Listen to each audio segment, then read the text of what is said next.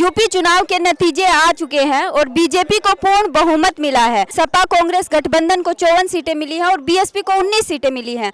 उसके बाद जैसे ही चुनाव के नतीजे आए, बीएसपी सुप्रीमो मायावती ने ईवीएम पर सवाल खड़े किए हैं और बीजेपी को कटघरे में खड़ा किया है। यहाँ पर आज गाजियाबाद के अंबेडकर पार्क में कुछ सैकड़ों लोग यहाँ इकट्ठा हुए हैं और ईवीएम के खिलाफ प्रदर्शन कर रहे हैं। इनका मानना है कि ईवीएम जो है वो लोकतंत्र के लिए खतरा है। तो आपकी क्या कुछ मांगे हैं?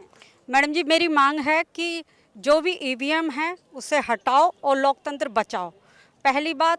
दूसरी बात ये कि मैं पूरी तरह से और हमारे साथी सभी ये चाहते हैं कि ये जो 5 राज्यों के जो इलेक्शन हुए हैं, चुनाव हुए हैं, जब तक कोई जांच ना हो जाए, जब तक इसका पूरा सही तरीके से हमें ये संतुष्टि ना हो जाए कि कोई गड़बड़ी नहीं हुई है ईवीएम मशीन में, तब तक कोई भी गठन किसी सरकार का ना हो। और पूरी तरह से हमारी ये मांग है कि हम इस चुनाव को निरस्त कराना चाहते हैं और चाहते हैं कि बैलेट पेपर के द्वारा दोबारा से चुनाव हो।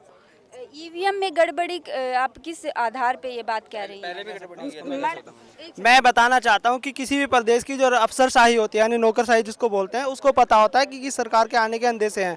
मैं आपको एक एग्जांपल दिखा रहा हूं। यहाँ पे ये गोरखपुर बस्ती साइड के अफसरों द्वारा एक दिन पहले डाला गया वोट है, जिसमें बसपा को पहले नंबर पर सबसे ज़्यादा 2500 में से 1300 वोट मिले हैं और कांग्रेस सपा गठबंधन को दूसरे नंबर पे और बीजेपी चौथे नंबर पे है।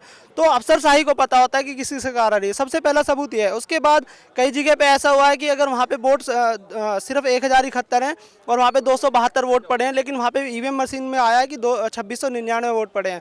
तो इस तरह से साफ साफ अंदेशा है। अब हम देवबंद की बात करते हैं उत्तर प्रदेश में, वहाँ पे 75% मुस्लिम पॉपुलेशन है और 7% एससी जिसको जाटा कम्युनिटी कहते हैं, 18% टोटल उसमें त्यागी और जाट पॉपुलेशन है। 18% पॉपुलेशन यानी जिसको बीजेपी कहती है कि गैर जाटा और गैर मुस्लिम वोट, वो सारा बीजेपी को गया। हमने माना कि 18% गया, लेकिन वहाँ पे बीजेपी का 42% वोट दिखाता है, यानी कि 24% वोट मुस्लिम का जाता है, जबकि मुस्लिम अपने धर्म का कट्टर होता है। ऐसा हो ही नहीं सकता कि मुस्लिम बीजेपी को वोट करे। कैसे कह सकते हैं कि मुस्लिम धर्म का कट्टर है? ये आप कैसे? हमने बात की है, मुस्लिम समाज अब बोल रहा है कि हम धर्म से ऊपर उठ के अब वोट करेंगे। मैं इसके लिए हमारे एक मुस्लिम समाज से भाई हैं, उनसे निवेदन करूंगा कि आके बताएं अपनी बातें। देखिए, अब जो ये बीजेपी कह रही है कि मुस्लिम समाज ने जातिवाद पे उठ के हमें वोट करा है, अब से पहले क्यों नहीं इनकी सरकार भी उत्तर प्रदेश में बनी?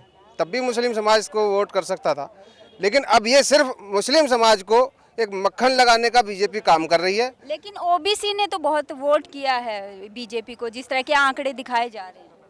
अगर ओबीसी को लेकर अब ये देखें कि देवबंद में जो हमारे ज़्यादातर आबादी मुस्लिम 80% वहाँ लोग हैं, वहाँ से बीजेपी का एक कैंडिडेट निकलना इतनी भारी तादाद में, तो वो वाकई चिंताजनक बात है।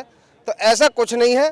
दलित समाज अपनी वोटों को देख रहा है, मुस्लिम समाज अपनी वोटों को देख रहा है। पता नहीं लग रहा कि वोट किसको ट्रांसफ़र हो गई है। ये सब इसमें ईवीएम मशीन के द्वारा गड़बड़ी करी गई है। इनकी सोची समझी साजिश है। इसके खिलाफ हमारा प्रदर्शन है और दोबारा से हम इसकी जांच चाहते हैं। जांच इसको चुनाव को रद्द करके दोबारा बैलेट पेपर से हम चुनाव चाहते हैं। हमारी मांग सिर्फ ये। लेकिन दोबारा से चुनाव कराना इतना आसान नहीं है, क्योंकि वो बहुत ज़्यादा महंगा होता है। इलेक्शन कमीशन दोबारा से नहीं कराएगा। जब चुनाव आयोग अपनी निष्पक्षता पे जांच कराने को तैयार नहीं है, तो हम कैसे मान ले कि वो चुनाव आयोग निष्पक्ष है? हम जब तक वो निष्पक्ष चुनाव नहीं कराएगा, हम मांग करते रहेंगे कि बार बार चुनाव कराओ, सही चुनाव कराओ। और जब तक सही चुनाव नहीं होगा, हम ये आंदोलन घर घर से निकलकर गलियों के माध्यम से जंतर मंतर पर लाखों करोड़ों की तादाद में इसको करते रहेंगे और सच का साथ देने के लिए ईवीएम को हटाने की अपील करते रहेंगे। और मैं आपको जीता जाता उदाहरण दे रहा हूं कि ये आपके सामने है दादरी और नोएडा विधानसभा, जिसमें एक ही बराबर की मतों से विजयी हुए हैं बीजेपी के प्रत्याशी तेजपाल नागर, जो दादरी विधानसभा से हुए हैं, उन्हें 1,41,226 मत मिले हैं। और नोएडा से हुए पंकज सिंह, जिन्हें 1,41,226 मत मिले हैं। ऐसे बराबरी कैसे हो सकती है? और ऐसे ही उदाहरण अगर हम खोजेंगे तो लाखों की तादाद में निकल के आएंगे। और ये आज शुरुआत हुई है और इस शुरुआत को हम बताना चाहते हैं महामहिम राष्ट्रपति तक कि ये चुनाव इस बार धांधलेबाजी के साथ हुआ है और सबसे बड़े घोटाले के साथ हुआ है। ये ईवीएम जब तक नहीं हटेगी, हम इस आंदोलन को जारी रखेंगे और इस आंदोलन को इतनी बड़ी आवाज दे देंगे कि ईवीएम अपने आप चुनाव आयोग यहां से हटवाने का काम करेगा और चुनाव को बैलेट पेपर के माध्यम से दोबारा कराने का काम करेगा। और मैं ये भी बता दूं कि 2009 में बीजेपी ही वही पार्टी थी जो इसके खिलाफ थी और सुप्रीम कोर्ट में केस डाल रखा था, और 2014 में जब वो थोड़े सही मत पा गई तो चुप हो गई, और 2017 में उसने हमारे खिलाफ इस बात को हथियार बनाया और ईवीएम को हमारे बीच में गड़बड़ करके हमारे मनोबल को तोड़ने का काम किया। लेकिन उनके पास तो सही लॉजिक है कि उनका जो वोट परसेंटेज है वो बहुत ज्यादा है।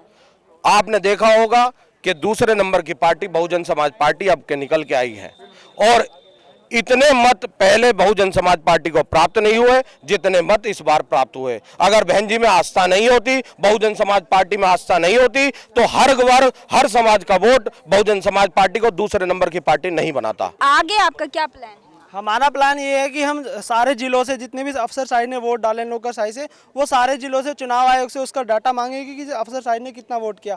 उससे सारा डाटा जो हमारे पास इकट्ठा हो जाएगा उसको हम सबूत के तौर पे सुप्रीम कोर्ट में केस डालेंगे, चुनाव आयोग में डालेंगे, हर जिले के चुनाव आयोग में वहाँ पे अपील करेंगे ये चुनाव पूरी तरह से इन आधारों पर निरस्त किए जाएँ। और उसके साथ साथ हम बीजेपी के नेता सुब्रमण्यम स्वामी और लाल कृष्ण आडवाणी द्वारा डाली गई सुप्रीम कोर्ट में याचिका और केस को हम अपना आधार बनाएंगे कि जो लोग कल तक इसके खिलाफ थे आज वो इसके समर्थक कैसे हुए हैं। हम इसके ईवीएम को पूरी तरह से बैन करने की मांग करते हैं और बैलेट पेपर से पुनः चुनाव करने की मांग करते हैं। और हमारा आंदोलन खूनी आंदोलन भी बन सकता है। अगर ये चुनाव आयोग और राष्ट्रपति और ये प्रधानमंत्री इस पर कोई संज्ञान नहीं लेते हैं तो हम खून की अपनी बलि देने के लिए भी तैयार हैं। आप कहाँ ये विरोध कहाँ से कहाँ तक लेके जाएंगे? ये विरोध हम गाजियाबाद से हर देश से पूरे भारत के अंदर जंतर मंतर पूरे भारत के हम फैलाना चाहते हैं। इसको जंतर मंतर पे धरना देंगे, अपनी जान तक देंगे, लेकिन हम लोकतंत्र की रक्षा करेंगे। अभी ये हजारों की तादाद में है, कल को लाखों और करोड़ों की तादाद में हम इसको बनाने की कोशिश, जब तक कि हमारी मांग पूरी नहीं होगी और ये दोबारा चुनाव नहीं होंगे, ये रद्द होके। ये लोकतंत्र की हत्या है। हम बाबा साहब के भाजपा ने लोकतंत्र की हत्या की है, सरेआम हत्या की गई है। जब से यूपी चुनाव के नतीजे आए हैं तब से लगातार ईवीएम की गड़बड़ी के सभी नेता उसमें कूद पड़े हैं। सभी नेताओं ने उसका जांच की मांग की है और लोग भी सड़कों पे उतर चुके हैं। जगह जगह लोग प्रदर्शन कर रहे हैं और चुनाव आयोग से ईवीएम की जांच की मांग लगातार कर रहे हैं। यहाँ पे सैकड़ों लोग इकट्ठा हुए हैं और जो ईवीएम की जो वोटिंग है उसको लोकतंत्र की हत्या बता रहे हैं कि इससे जो लोकतंत्र है वो मर रहा है और जो सही निष्पक्ष जो चुनाव है वो नहीं हो रहा है। तत्काल चुनाव आयोग ने अपने संज्ञान में लेके यदि 5 राज्यों को चुनाव स्थगित नहीं किए तो हम ये चेतावनी दे रहे हैं चुनाव आयोग को, केंद्र की सरकार को भी। हम धरना भी देंगे और अनशन भी बैठेंगे और हो सका तो रोड पे आके अपने जान भी देंगे हम। यदि लोकतंत्र की हत्या की है, बिल्कुल लोकतंत्र की हत्या की है, ये भी हम हटना चाहिए। हम लोकतंत्र को बचाना चाहते हैं। लोकतंत्र को बचाने के लिए जब तक मैडम जी, जब तक शासन प्रशासन, राष्ट्रपति, प्रधानमंत्री और लोग, ये जो चुनाव आयोग है इस पर अपना वो कोई स्पष्ट जवाब नहीं देगा, कोई भी अपने घर नहीं बैठेगा, हम आत्महत्या करेंगे, आत्मदाह करेंगे। आत्महत्या तो कोई इलाज नहीं, इस बात का कोई उससे आत्महत्या से कोई अगर हमारी मांगे पूरी नहीं कहीं, अगर हमारी मांगे पूरी नहीं कहीं करी गई तब हम ऐसा करेंगे। बाबा साहब ने मत का अधिकार दिया था। अगर मत का अधिकार गलत तरीके से इस्तेमाल होगा तो हम उसके लिए अपनी जान की बाजी भी लगाएंगे। और तो कोई सॉल्यूशन नहीं है जान की बाजी लगाना, आत्महत्या करना कोई solution। जब हमारी सुनने का किसी को अधिकार नहीं है, हमारी कोई सुनेगा नहीं, केंद्र की सरकार नहीं सुनेगी, राष्ट्रपति नहीं सुनेंगे, तो हमें आखिर में अपनी हत्या करने का लोकतंत्र की हत्या है। ये तो मजबूर हमें कदम उठाना पड़ेगा। यदि हमने ये कदम नहीं उठाया, देखिए लोग काफी गुस्से में है, काफी नाराज हैं और बार बार उनकी मांग है कि लोकतंत्र की हत्या। ईवीएम मशीन को हटा के कल बैलेट पेपर पर चुनाव करा लो। अगर नरेंद्र मोदी और अमित शाह धूल चाट देने दुनिया में तो हम समाज पार्टी का ये पूरी तरह से धूल चाट जाएंगे और इन्हें अपने औकात का पता चल जाएगा। आपको बताना चाहता हूं बैलेट पेपर से जितने भी मत पड़े हैं, बैलेट पेपर से जितने भी मत पड़े हैं इस 2017 विधानसभा में, उसमें बहुजन समाज पार्टी पहले नंबर पे पार्टी रही है। और आंकड़े आपको कहाँ से मिले हैं? ये आंकड़े चुनाव आयोग ने खुद दिए हैं। बैलेट पत्रों के आपके पास जितनी भी गिनती आई है, आंकड़े हैं उनके? इस विधानसभा मुरादनगर में 1089 यानी कि 1079 मत बैलेट पेपर में डले हैं, जिसमें 522 मत बहुजन समाज पार्टी के खाते में डले हैं, जो आपके पास रिकॉर्ड मिल जाएगा चुनाव आयोग के माध्यम से। जैसे कि मैं बताना चाहता हूं कि कि जैसे दिल्ली में चुनाव हुआ था मात्र 3 सीट, बिहार में चुनाव हुआ तो 53 सीट। अब ये बताइए कि यूपी में ऐसा क्या है कि जो 325 सीट, और जबकि नरेंद्र मोदी जी हमारे देश के प्रधानमंत्री गली गली में घूम रहे हैं, उनको क्या लगा मतलब 4 दिन तक जो आदमी जिसने नोटबंदी करी कुछ दिन बाद ही वो मतलब दूसरे दिन ही जापान चले गए घूमने के लिए। फिर ऐसा क्या हुआ कि जो 2 महीने तक मतलब यूपी में ही रहे, वो कुछ ना कुछ तो संदेह महसूस होता है। फिर दूसरी बात, जब कहीं भी काउंटिंग होती है तो डिसिप्लिन बहुत बड़ी चीज़ होती है, डिसिप्लिन।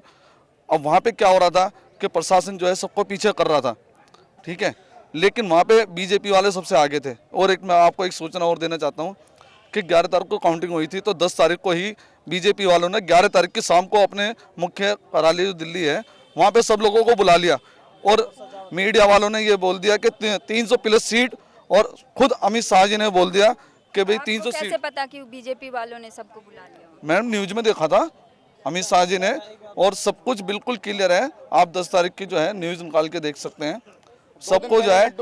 और होली का के सबको बोल दिया गया कि केसरिया होली से ही यूपी में केसरिया रंग से ही होली खेली जाएगी। ऐसा मैं पूछना चाहता हूँ कि क्या होर्डिंग लग जाते हैं, जीत के होर्डिंग लग जाते हैं, और 2 दिन पहले इनके लड्डू बन जाते हैं। सबसे बड़ी बात आप ये देखिए कि लोकतंत्र की हत्या होना, सबसे बड़ी बात यह है कि माननीय प्रधानमंत्री जो स्वेच्छा से ये कहते हैं कि भाई मैं सबके साथ हूँ, लेकिन माननीय प्रधानमंत्री जी को अपने पद की गरिमा को ताक पर रखते हुए उन्होंने सिर्फ बीजेपी का ही प्रचार करा, लेकिन ऐसा नहीं होना चाहिए था। और आज भी वो देश के प्रधानमंत्री को, देश का जो प्रधानमंत्री चुना गया वो पूरे भारत के नागरिकों ने चुना, लेकिन ऐसा नहीं होना चाहिए कि उत्तर प्रदेश में। मैं एक बात कहता हूं कि बीजेपी की जीत का जश्न पूरे देश में मनाया जा रहा है, ऐसा मीडिया दिखा रहा है, लेकिन सिर्फ बीजेपी की जीत का जश्न मीडिया और बीजेपी दफ्तरों में है। आप जैसे ही गांवों की तरफ चलेंगे वहां पे सन्नाटा पसरा हुआ है, आखिर बीजेपी कैसे जीती, क्या करता है? 7 बजे से आप जो गिनती शुरू हो गई, जबकि 8 बजे के बाद का टाइम था, वो पहले कैसे गिनती शुरू हो गई? और उसके बाद मीडिया का काम क्या है? एग्जिट पोल देके घोषित कर देते हैं कि जीत गए, तो जनता को वोटिंग ही क्यों करने देते हैं? जब मीडिया ही घोषित कर सकती है कि भाई यहाँ पर भाजपा जीत गई या कोई और सरकार जीत गई, तो जब मीडिया का ये काम कर सकती है एग्जिट पोल करके, तो वोटिंग ही क्यों करवाते हैं? मैं तो ये कहता हूँ ये सब चीज उसमें 8:30 बजे 308 सीट दिखा रहे हैं, कैसे दिखा रहे हैं वो 300 सीट? यहाँ पे किसी एक पार्टी बताइए आप। तो देखिए गाजियाबाद के अंबेडकर पार्क में ये लोग विरोध प्रदर्शन कर रहे हैं, ईवीएम के खिलाफ इनका पूरा विरोध प्रदर्शन है। अब ये जिला अधिकारी को ज्ञापन सौंपने वाले हैं और काफी निराश हैं और काफी गुस्से में हैं। ईवीएम को लेके ये लोग लोकतंत्र की हत्या बोल रहे हैं, और जितने भी नेता हैं, कांग्रेस के भी नेता हैं, हरीश रावत भी हैं, जो ईवीएम के जांच की मांग कर रहे हैं और ईवीएम की गड़बड़ी होने का उन्होंने भी संदेह जताया है। मायावती के बाद अखिलेश यादव से लेकर तमाम नेता, इस लालू यादव भी इसके लिए जांच की मांग कर रहे हैं। कैमरामैन गौतम के साथ रितु सिंह, नेशनल दस्तक, गाजियाबाद।